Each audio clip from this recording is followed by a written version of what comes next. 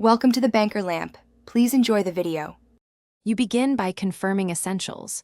Your iPhone or iPad is updated and Bluetooth is enabled because pairing relies on proximity and secure transfer. Once the HomePod Mini is plugged in and shows a white pulsing light, bring your device close, about 1 foot, to trigger the setup card.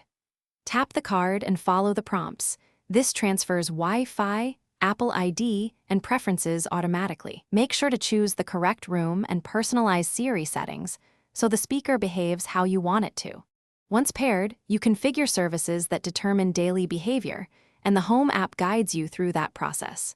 Select the Wi-Fi network and confirm your Apple ID so HomePod Mini can access music, reminders, and HomeKit devices, then assign a specific room for automation context.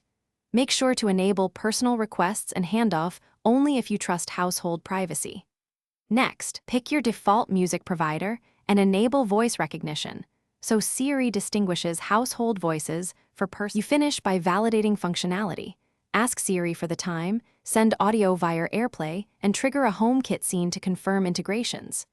Make sure the Home app shows the HomePod Mini as online and check for software updates there. Updates fix many bugs. If the device becomes unresponsive, press and hold the top to reset after trying a restart first.